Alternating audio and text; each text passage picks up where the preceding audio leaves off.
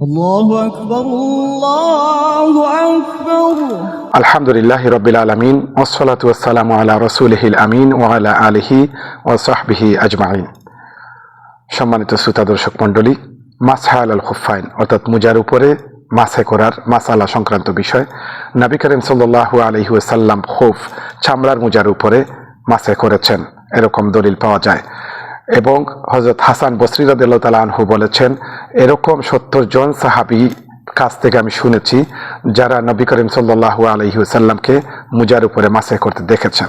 এখন কথা হলো, কি রকমের মুজা হলে আপনার মাসেটা সিদ্ধ হবে, শুদ্ধ হবে, এটা আপনাকে নির্ণয় করতে হবে। সেটি হলো, নবীজি চামড়ার মুজার উপরে মাসে করেছেন, তবে সাহাবীদের মধ্যে এরকম অনেক আছেন যারা চামড়ার মুজা ছাড়াও তারা মুজার উপরে মাসে করেছেন। সেটি এত শক্ত ছিল বা এরকম সিনথেটিক ছিল যে বাইরে থেকে কিছু ঢুকবে না এবং ভিতর থেকে বাইরে কিছু যাবে না, এরকম মুজা দিয়ে তারা চামড়ার মুজা ছাড়াও তারা মাসে করেছেন। সুতরাং আপনি এ ব্যাপারে ওরিড হওয়ার কোনো কারণ নাই যে আপনার অজুটা হচ্ছে কিনা, আপনার তাহারাত অর্জন হলো কিনা। আমরা এরকম হেজিটেশন করি যে মুজার উপরে মাসে করে আমার তাহারাত অর্জন হলো কিনা। আমি বলবো এটি এক ধরনের ওয়াসওয়াসা। আসলে এই ওয়াসওয়াসা থেকে বাঁচবেন। যেখানে নবী করিম সাল্লাল্লাহু আলাইহি ওয়াসাল্লাম শারঈ নবী ছিলেন, শরীয়ত প্রণেতা নবী ছিলেন, তিনি অপশন দিয়েছেন। এটি মূলত রুখসত, সবসময় যে আপনি করবেন তা কিন্তু না।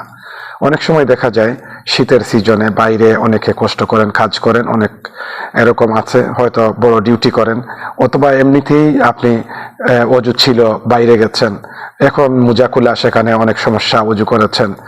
এই অবস্থায় আপনাকে ওয়ারিড হওয়ার কোনো কারণ নাই। নিশ্চিন্তে আপনি অজু করুন এবং যখন পা ধোয়ার সময় আসবে তখন মুজার উপরে মাসে করুন। তবে আপনাকে এ বিষয়টি ইনশিওর করতে হবে যে আপনি অজু থাকা অবস্থায় মুজা পরেছিলেন, মাঝখানে যদি আপনি ছেড়ে দেন, মুজা খুলে ফেলেন আর এরপরে আপনার অজু যায়, তাহলে আপনাকে মুজার উপরে মাসে করার সুযোগ আপনার নেই।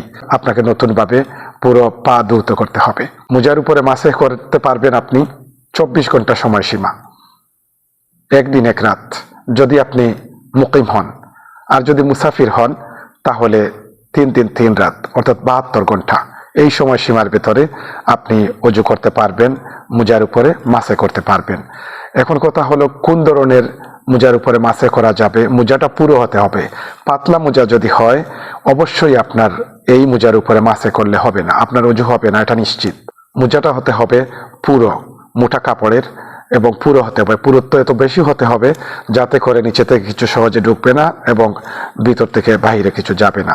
এইরকম মুজা যদি আপনার হয় তাহলে প্রয়োজন পড়লে আপনি অনায়াসে মুজার উপরে মাসে করুন। দুশ্চিন্তাগ্রস্ত হওয়ার কোনো কারণ নাই। এই অপশন নবী করিম সাল্লাল্লাহু আলাইহি ওয়াসাল্লাম আপনাকে দিয়েছেন। সন্দেহপ্রবণ হওয়া অধিকাংশ ক্ষেত্রে এক ধরনের শয়তানের ওয়াসওয়াসা বলা যায়।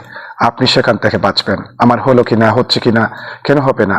নবীজি সাল্লাল্লাহু আলাইহি ওয়াসাল্লাম শারঈ নবী ছিলেন, শরীয়ত প্রণেতা নবী ছিলেন, তিনি অপশন দিয়েছেন রুখসাত। এটি আমাদের জন্য সুযোগ। এই সুযোগ আমি মনে প্রাণে এটি সন্তুষ্ট চিত্তে গ্রহণ করব। সুতরাং আপনার সন্দেহ প্রবণ হওয়ার কি আছে? নবীজি যেখানে সেই সুযোগ দিয়েছেন, এই বিষয়টি মাথায় রেখে আপনি আত্মতৃপ্তিতে ভুগবেন, সন্দেহ প্রবণ হবেন না। আশা করি বুঝতে পেরেছেন।